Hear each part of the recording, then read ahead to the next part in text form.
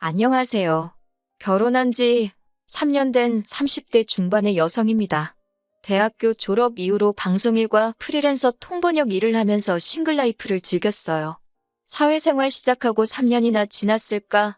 그 이후로는 줄곧 한 달에 적으면 500 많으면 800 이상 벌어서 먹고 사는데 크게 걱정 없이 지냈지요. 그런데 그렇게 살다 보니 남들 다 하는 연애 한 번을 제대로 못 해봤어요. 그러다 지인을 통해 지금의 남편을 소개받았습니다. 남편은 광고업계에 종사하고 있었는데 제가 하는 방송일과도 겹치는 부분이 많아서인지 첫 만남부터 대화가 잘 통했어요. 뿐만 아니라 입맛이라던가 취향도 비슷해서 함께 있는 시간은 늘 즐거웠네요.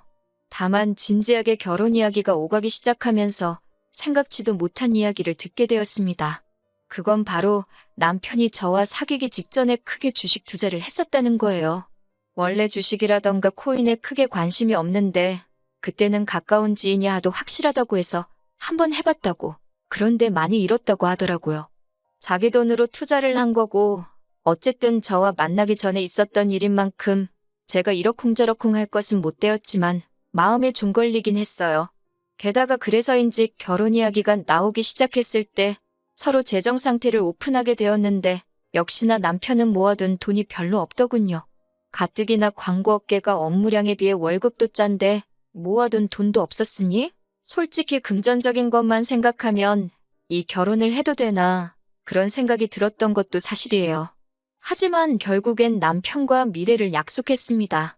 금전적인 것만 제외하면 저에겐 완벽한 남자라는 믿음이 있었거든요.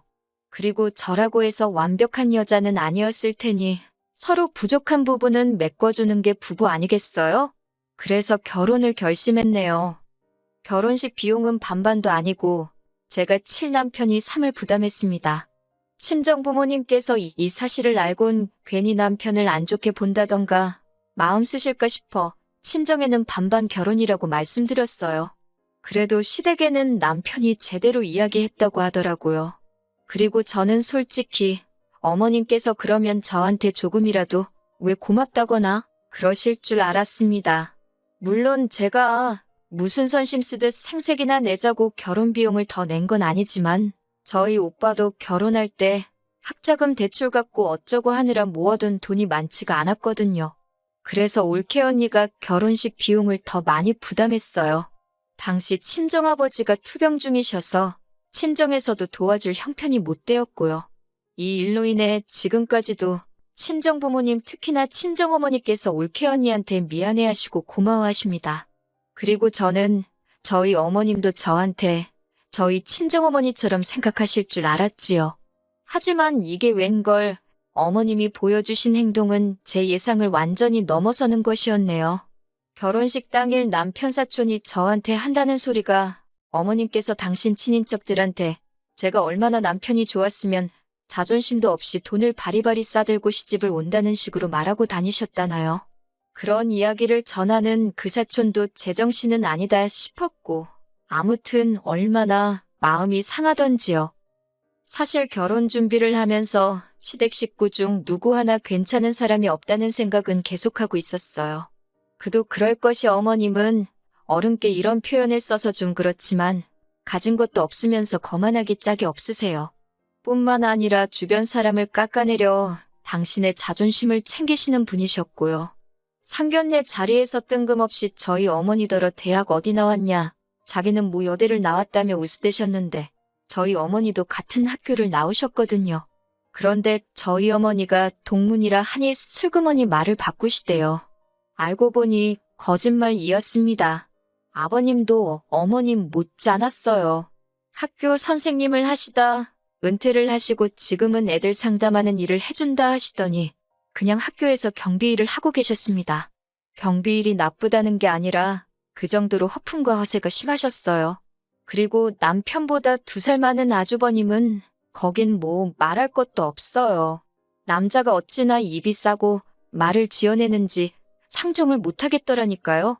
어떻게 이런 집구석에서 남편 같은 사람이 나왔는지 신기할 지경이었네요. 그런데도 그런 집안이랑 사돈 맺을 생각을 어떻게 했냐고요? 그저 남편이란 사람 하나 보고 믿고 한 거예요. 성실하고 책임감 있고 저한테 모든 걸 맞춰주려는 사람이라서요. 그리고 이런 시댁 식구들과 계속 제가 부딪히는 건 어찌 보면 피할 수 없는 일이기도 했습니다. 여러 가지 에피소드가 많지만 굵직한 몇 가지만 말해볼게요. 저는 위로 결혼한 오빠와 언니를 한 명씩 두고 있는 막내딸입니다. 오빠는 메이저 항공사에서 부기장으로, 언니는 대학병원 간호사로 일하고 있어요. 한마디로 둘 다 직업적으로 주말주 중에 따로 없지요.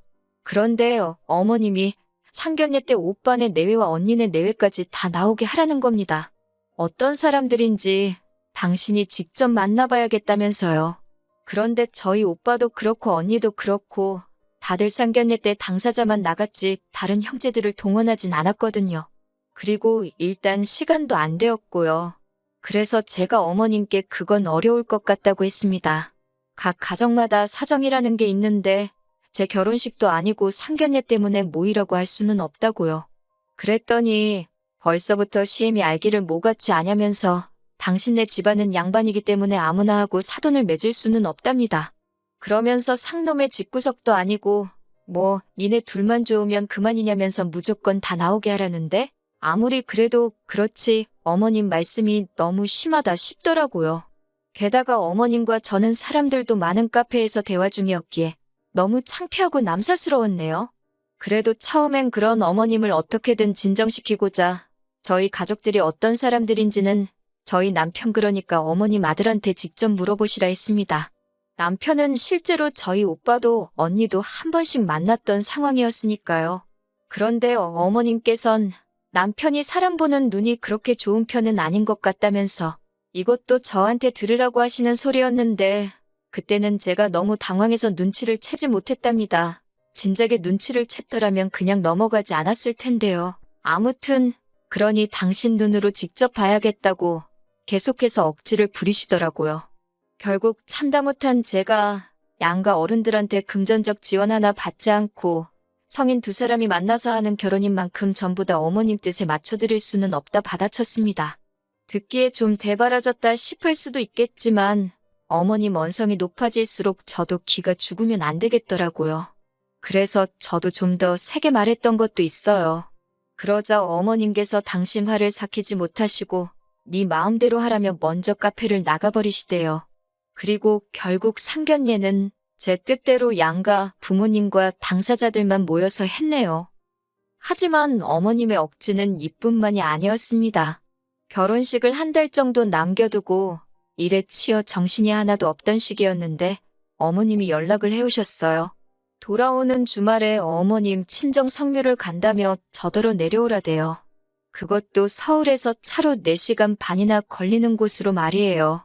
그리고는 당황한 제가 뭐라고 대꾸도 하기 전에 어머님이 먼저 전화를 딱 끊어버리셨습니다. 어머님의 행동에 마음이 상했지만 일단 남편에게 바로 전화를 했어요. 어머님이 이번 주에 당신 친정 성묘 가신다고 내려오라 하시던데 이게 무슨 말이냐고 물었지요.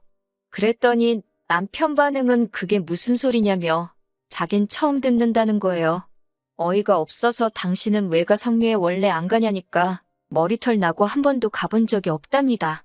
그런 걸 하는지도 몰랐다는데 어처구니가 없다 못해 화가 나더라고요. 그래서 바로 다시 어머님께 전화를 드렸습니다. 어머님이 왜 전화했냐 하시길래 남편도 안 간다는데 제가 왜 가야 하냐고 단도직입적으로 물었지요. 그랬더니 남편을 지칭하며 걔는 남자라 와봤자 별 도움도 안 되지 않냐면서 저더러 내려와서 잔심부름도 하고 일손도 돕고 가풍을 익히라는 거예요. 단칼에 거절했습니다. 가뜩이나 할 일도 많고 결혼 준비로 정신이 하나도 없어서 못 간다고요. 그랬더니 어머님, 대번에 형님을 들먹이시면서 형님은 아주버님이랑 결혼 이야기가 오가기도 전에 그냥 사귀고 있을 때부터 와서 도왔다며 저더러 형님 좀 본받으래요. 저희 형님의 사적인 이야기라 자세히 적을 순 없지만 친정도 없고 결혼할 때 거의 맨몸으로 왔다 들었습니다. 그런 형님과 저를 비교하신다는 게 황당하더라고요. 그래서 저도 지지 않고 형님은 그 시절부터 백수였고 지금도 일을 안 하지 않냐. 저는 돈을 버는 사람이다. 그러니 입장이 다른 사람들을 가지고 비교하지 마시라 받아쳤어요. 그제서야 어머님이 가타부타 말도 못하고 괘씸하네 어쩌네 화를 내셨는데 결론부터 말씀드리자면 당연히 안 내려갔습니다. 남편도 안 내려갔고요. 아주버님도 안 내려갔고 형님만 갔다고 들었네요. 솔직히 다 적지는 못했지만 이와 같은 크고 작은 일들이 계속해서 일어났어요. 그리고 제 딴에는 받아친다고 받아치고는 있었어도 스트레스를 받는 건 사실이었지요. 남편도 남편대로 어머님 아버님한테 저한테 그러지 마시라고 대들고 소리 지르고 하는데도 어머님 아버님이 한 수 위라고 해야 할지 별로 통하는 것 같지가 않더라고요. 그런 와중에 결혼식까지 올리고 난 이후로는 이제 와서 너가 어쩔 거냐 그런 생각이라도 하신 건지 저를 한층 더 막대하시더라고요. 특히나 결혼 전에는 그나마 잠잠하시던 아버님까지 나서서 저를 못살게 구시는데 환장하겠더군요. 결혼식 이튿날이었어요. 그때도 저는 처리할 일이 쌓여 있었기에 신혼여행은 2주 뒤에 떠나는 걸로 얘기가 되어 있었고 그래서 곧 떠날 신혼여행만 손꼽아 기다리며 미친 듯이 밀린 일들을 처리하고 있었습니다. 그런데 아버님께서 전화를 하셔서는 신혼여행을 가기 전까지 시간 나는 대로 결혼식 때 와주셨던 어머님 아버님 친척분들께 감사하다고 따로 한 번씩 찾아뵙고 인사를 드리라는 겁니다. 물론 제가 바빠서 신혼여행을 미룬 거긴 해도 일에 치여 제때 신혼여행 못 간 것도 속상한데 뜬금없이 그 시간을 무슨 인사 다니는데 쓰라니 어이가 없더라고요. 게다가 엄밀히 말하자면 어머님 아버님 친인척분들이 저 보려고 저 축하해 주시려고 온 손님들은 아니잖아요? 그리고 이건 좀 치사하게 들릴 수도 있지만 어머님 아버님이 먼저 치사하게 나오셨으니까요. 축의금 말이에요.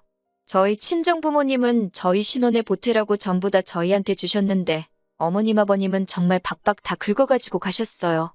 어머님 아버님도 그간 뿌리신 돈이 있으니 수거를 하신 거라고 하시지만 남편 하객의 80% 이상이 남편 회사라던가 사회생활하며 만난 지인들이었거든요. 그러니 저희 입장에서는 다 빚이나 마찬가지인데 하지만 어머님 아버님이 명부까지 들고 가신 바람에 저희는 누가 얼마를 했는지 지금도 모릅니다. 그리고 솔직히 제 입장에선 가뜩이나 어머님 아버님하고 사이도 안 좋지. 그렇다고 친인척분들하고 덕담 한마디 돈 10,000원 오간 것도 없는데 무슨 감사하다고 인사를 드리러 가고 싶었겠어요. 그뿐만이 아니에요. 까놓고 찾아가야 할 분들이 한두 분이면 모를까. 저희 어머님, 자매분만 6분이세요. 아버님 쪽도 7남매시고요. 전국 각지에 다 떨어져 지내시는 분들을 제가 무슨 수로 다 찾아뵙냐고 못한다 했습니다. 정 원하시면 남편이라도 다녀오게 시키겠다 했어요. 그랬더니 아버님이 제가 새 식구가 된 거니 제가 가는 게 맞다는 겁니다. 그래서 그러면 그분들이 주신 축의금하고 남편 앞으로 들어온 축의금 전부 다 돌려달라고 했습니다. 그래야 저도 감사한 마음을 갖고 인사도 드리고 하지 않겠냐고요. 그랬더니 아버님이 저더러 돈이 문제냐고 결혼식장까지 발걸음을 해준 게 어디냐입니다. 그러면서 저더러 그까지 축의금 가지고 시애비한테 말을 싸가지가 없게 한다면서 훈계를 하시더군요. 계속되는 말씨름에 지칠 대로 지친 제가 그분들이 안 오셨어도 결혼식은 잘 진행되었을 거라고 그래서 저는 크게 감사하지 않다고 해버렸습니다. 어머님 아버님이 부르신 거지 제가 부른 것도 아니니 어머님 아버님이 인사를 드리러 가는 게 맞지 않겠냐고요. 이후로 어머님 아버님 두 분을 뵙는 게 저로서는 정말 고역이었어요. 안 보고 살 수는 없는 상황이었지만 밥 한 끼도 같이 먹기가 껄끄러웠달까요. 그런데 그런 제 심정을 아는지 모르는지 어머님 아버님은 점점 더 과한 요구를 해오셨습니다. 특히 경제적인 부분으로 저나 남편에게 부담을 주실 때는 남보다도 못하다 싶더라고요. 저희 어머님 아버님 두 분 다 젊은 날 고생을 많이 하셨다는 이유로 일은 안 하고 계십니다. 그렇다 보니 생활은 나라에서 나오는 연금과 아들들이 보내주는 용돈으로 해결하셨지요. 남편이 어머님 아버님께 생활비를 드리고 있다는 사실은 결혼 전부터 알고 있었고 그래서 저에게 문제가 되는 일은 아니었습니다.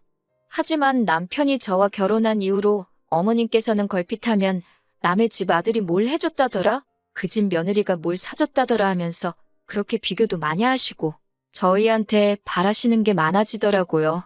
그러다 결정적으로 어머님 아버님과 등지게 된 사건이 있었으니 그건 바로 제 차 때문입니다. 알고 보니 어머님이 제가 차를 산 것 가지고 형님을 상대로 제 뒷담화를 하신 거였더라고요.